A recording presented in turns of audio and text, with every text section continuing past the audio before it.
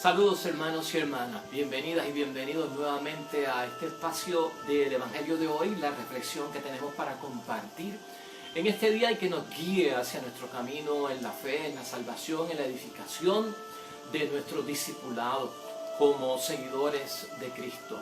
Y hoy ya es martes Santo, hermanos y hermanas, estamos ya en camino casi a la mitad de la Semana Santa y la palabra de Dios, como dijimos ayer, vamos a reflexionar sobre la falsa seguridad. El tema que vamos a sacar de la palabra de Dios hoy y que queremos profundizar es la falsa seguridad.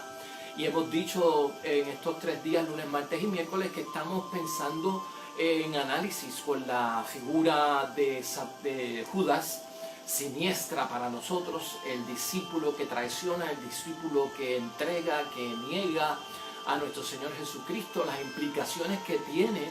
¿Y por qué lo ponemos en estos 3 días y sale tanto en lunes, martes y miércoles santo?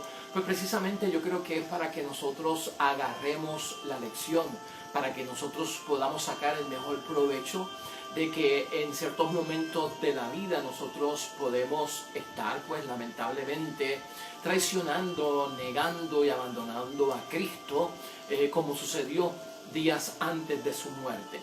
Entonces, ayer decíamos, hermanos y hermanas, por la figura de Judas, que aquel costoso perfume que se derramó sobre los pies de Cristo para limpiarlo y purificar sus pies a un costo de 300 denarios, si Judas lo encontró carísimo, era porque ya le había puesto precio al cuerpo de Jesús, a la sangre de Jesús. Ya le había puesto precio de 30 monedas de plata. Por eso lo encontró escandaloso que ocurriera eso, porque ya él había tasado el precio que tenía la vida, el cuerpo y la sangre de Cristo. Hoy, hermanos y hermanas, estamos en un escenario en continuidad con eso en mente que vivimos ayer, precisamente por la ambición de Judas. Estamos en escenario de Jueves Santo. A pesar de que hoy es Martes Santo, la palabra nos mete dentro de la última cena, de la cena de Pascua. Estamos en el Evangelio de San Juan, capítulo 13, versículos 21 en adelante. Y estamos en la última cena, ha ocurrido el lavatorio de los pies y llega un gran momento, y hermanos y hermanas, que es el momento donde Cristo anuncia que va a haber traición, donde Cristo anuncia y prácticamente da a entender quién es la persona que se va a encargar de entregarlo, ¿no? Y en ese escenario es que estamos. Aquí hay cosas importantes porque no solamente vamos a hablar hoy de Judas, sino que también tenemos que tocar a Pedro, que está dentro de todo lo que está ocurriendo. Así que, ¿cuál es el escenario? Escena de Pascua, es la Pascua de Jesús con sus discípulos. Ha ocurrido el lavatorio de los pies, pronto Cristo se va a orar y ahí lo van a prender. Entonces, antes de que eso ocurra, Jesucristo hace el aviso y nos dice la propia palabra, hermanos y hermanas, que Jesús declaró: les aseguro que uno de ustedes me va a entregar. Y esto empieza a generar una confusión entre los discípulos, donde los discípulos comienzan a preguntarse: ¿seré yo acaso, Señor? ¿O quién será? Pedro, a distancia, viendo que Juan, el propio escritor del Evangelio, está cerca de Jesús porque es el discípulo amado, recostado sobre el torso de Cristo, aprovecha y pregúntale a ver quién es. O sea, y ocurre la pregunta de parte de Juan y Jesús identifica al que lo va a entregar, al que lo va a traicionar, y dice: aquel que unte el pan junto conmigo, ese será el que me va a entregar. Y fue Judas el que lo hizo, ¿no? Y aquí hay un aviso por parte de Cristo. Cristo le dice a Judas: lo que tú tengas que hacer, hazlo pronto. Hay un aviso por parte de Cristo: lo que tú tengas que hacer, hazlo pronto. Por lo tanto, ya Judas había negociado con los jefes judíos la entrega de Cristo. Ya Judas se había ajustado en un precio de 30 monedas.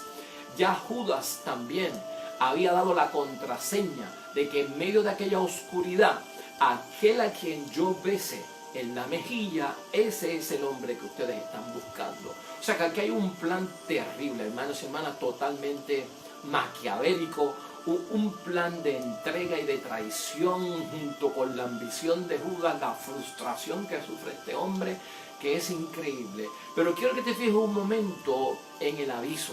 porque Cristo le avisa a Judas: lo que tengas que hacer, hazlo pronto. Luego de un momento, un poquito más tarde, hermanos y hermanas, más abajo, continuando la lectura, aparece Pedro con Cristo en este mismo evangelio. Y Pedro le confiesa en una seguridad increíble a Jesucristo que él está dispuesto a dar la vida por Jesús. Y Cristo se lo cuestiona: ¿estarías dispuesto a dar la vida por mí? Pues yo te aseguro, Pedro, que antes de que el gallo cante esta noche 3 veces, tú me habrás negado. Quiero que veamos esto, porque la falsa seguridad que estamos discutiendo hoy, hermanos y hermanas, aunque tiene un hincapié en Judas, también lo tenemos que mencionar de Pedro. Porque hay falsa seguridad en Pedro y hay falsa seguridad en Judas, en diferentes modos. Pero por lo menos lo que quiero que veas es que Cristo avisó: lo que tengas que hacer, hazlo ya. Pudo haber arrepentimiento por parte de Judas, pudo haberse arrepentido de lo que iba a hacer, hermanos y hermanas, y no entregar la vida de Jesús. Pues mire, el Evangelio nos dice que Judas, experimentó no ciertamente un arrepentimiento, sino que lo que experimenta Judas es un lamentarse de haber entregado sangre de un inocente. En un momento dado va a donde los jefes y le dice, después que ha hecho todo esto, hermanos y hermanas, que lamenta que se confundió, que lo que hizo fue entregar sangre inocente, y los jefes judíos le dicen: pues eso es problema tuyo, a nosotros qué, allá tú, le dicen, ¿no? Y lo que quiero que veamos es esto. En el caso de Judas, hermanos y hermanas, dentro de todo lo que está envuelto en él, lamentablemente no llega el arrepentimiento. Muchos hablan de que Judas tuvo un remordimiento y que no fue un arrepentimiento, porque donde hay arrepentimiento hay perdón por parte de Dios. Pero lo que sí vemos es un lamento por parte de Judas, y ese lamento, hermanos y hermanas, dentro de tal vez pues no arrepentimiento, sino remordimiento, no exime. Y esto es difícil decirlo, hermanos y hermanas, por el siguiente principio que lo estamos diciendo, y para que a nosotros nos conste que podemos caer en una falsa seguridad, pero que tenemos que tener mucho cuidado. Porque la culpa, hermanos y hermanas, sin remordimiento es solo culpa. Escucha eso. La culpa sin remordimiento es solo culpa. Y el remordimiento sin acción es solo lamento. Y en eso es lo que cae Judas, hermanos y hermanas. Uno ve como que entrega las monedas hasta no las usan, sino que las usan para comprar un campo de cementerio, y que no pueden ser utilizadas para nada porque tienen el precio de la sangre, en fin. Pero la falsa seguridad le puede costar a las personas equivocarse y llevar a un inocente a la muerte, y hasta el grado en que uno pierda también, hermanos y hermanas, la conciencia del valor que tiene la vida, de que solamente Dios da la vida y Dios es capaz de llevarse la vida y no nosotros. Y no podemos olvidar eso. Quiero repetirte ese principio, porque a veces creemos en una falsa seguridad de que nos hemos arrepentido. Y no es lo mismo arrepentirse que lamentarse, ¿no? No es lo mismo decir I'm sorry, es cualquier cosita, no, lo siento, pero lo siento se queda como que en la boca y no va al arrepentimiento. La culpa sin remordimiento es solo culpa, y el remordimiento sin acción, hermanos y hermanas, es solo lamento. Y dentro de esto cae Judas. Es interesante ver, hermanos y hermanas, en otro plano, que en el caso de Judas entró Satanás en él, dice la propia palabra. Entró Satanás en él. Y yo te estoy mencionando todo esto, hermanos y hermanas, porque hay una comparación con Pedro. Y yo quiero que no echemos a un lado la comparación con Pedro, porque la falsa seguridad de Pedro es la falsa seguridad que tiene Judas, cuando son capaces de echar a un lado y rechazar el riesgo, hermanos y hermanas, el riesgo a lo desconocido. Y cuando uno echa a un lado el riesgo a lo desconocido, uno se está aventurando. Y la seguridad no es una cuestión de futuro, la seguridad es una cuestión de pasado y de presente. la seguridad para el futuro, ¿no? Yo voy a dar y seré capaz de dar la vida por ti, dice Pedro. Y Judas dice en algún momento, ¿no? Se los voy a entregar.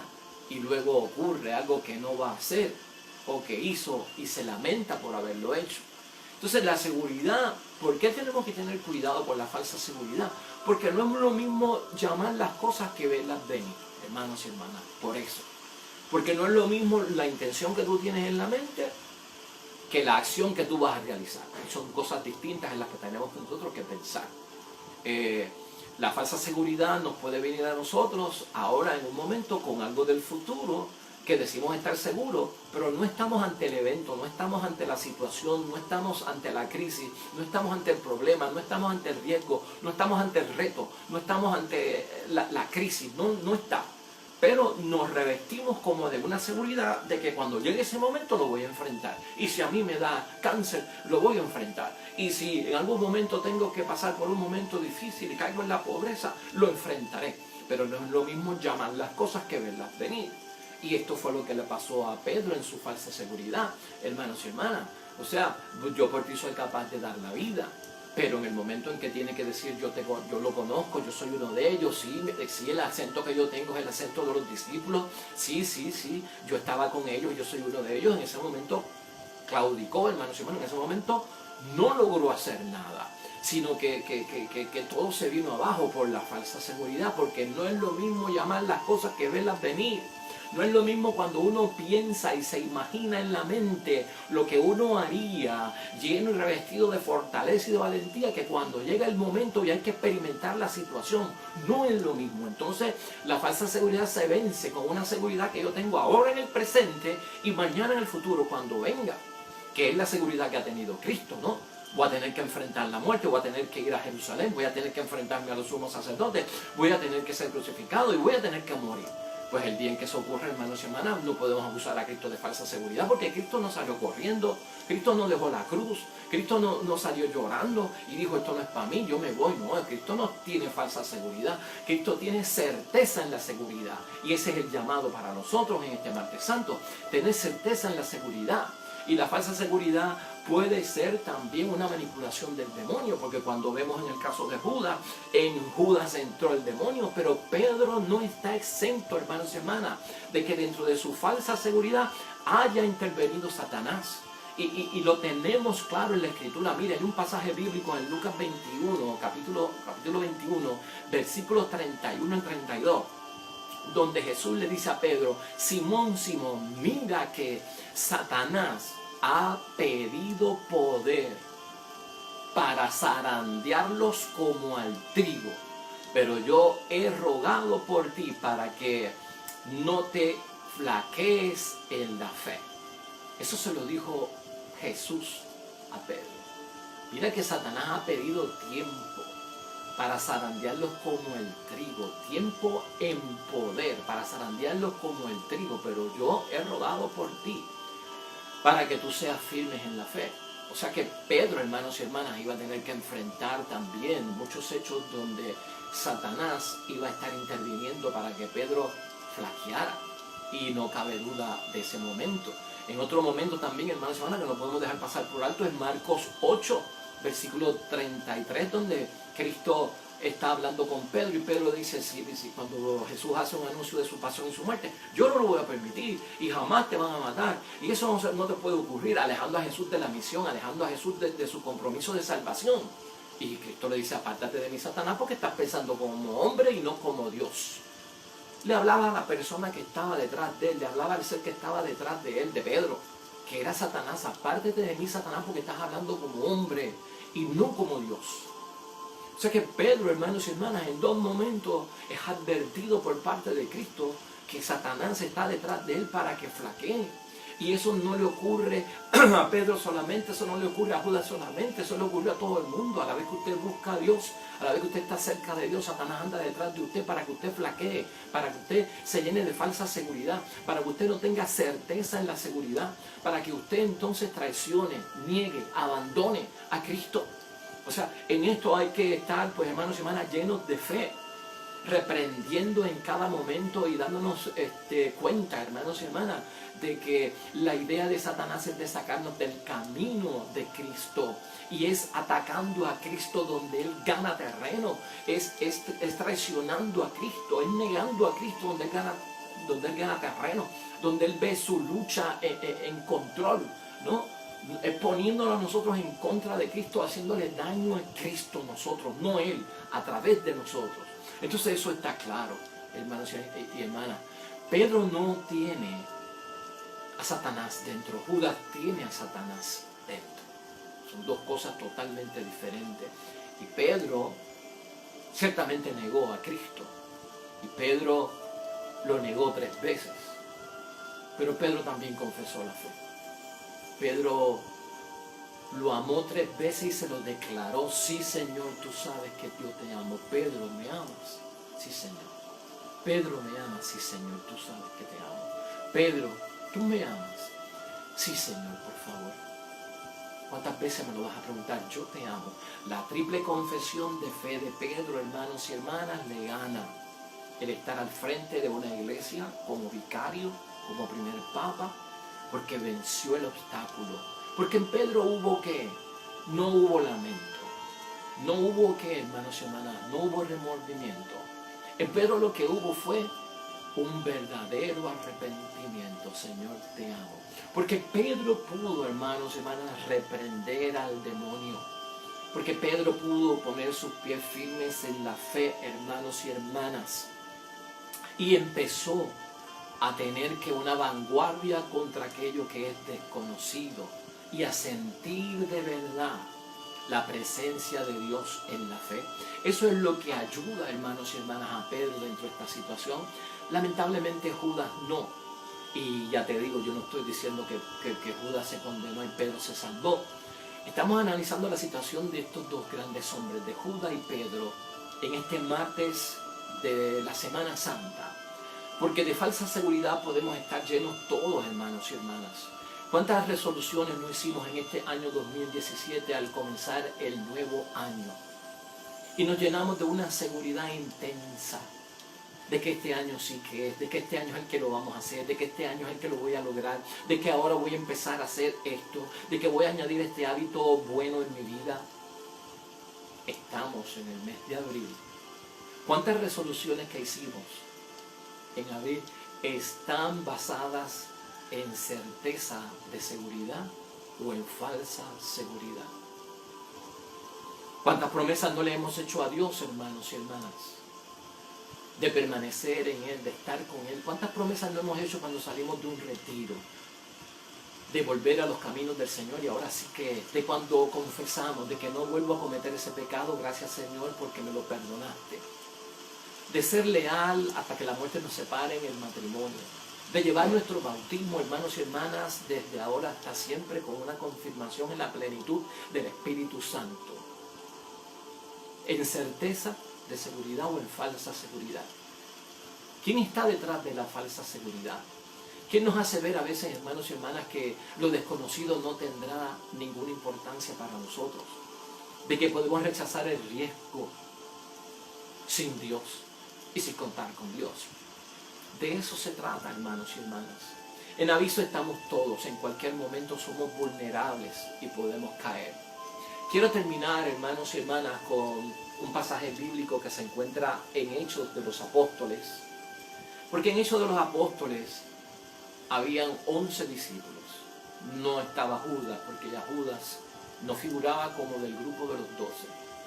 Y cuando hay que elegir al que va a completar el número de los 12, porque el grupo originalmente es de 12 en representación de las 12 tribus, en Hechos de los Apóstoles, hermanos y hermanas, en Hechos de los Apóstoles se narra algo de Judas antes de seleccionar al nuevo discípulo que tomará el puesto de Judas, que es Matías, ¿no?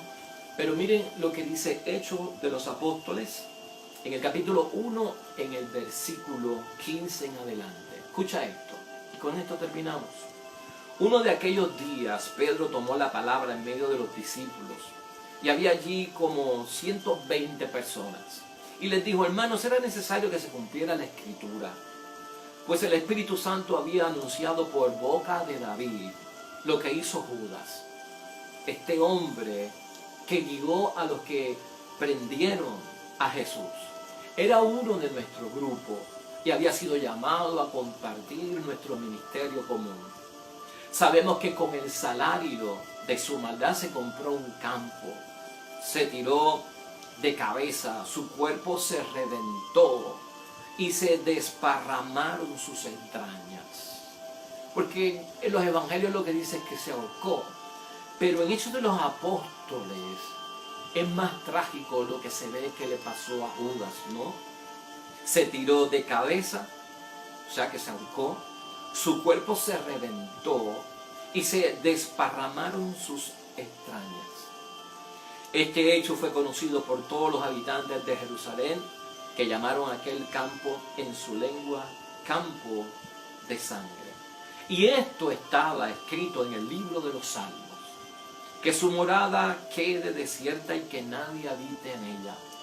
Y también está escrito que otro ocupe su casa.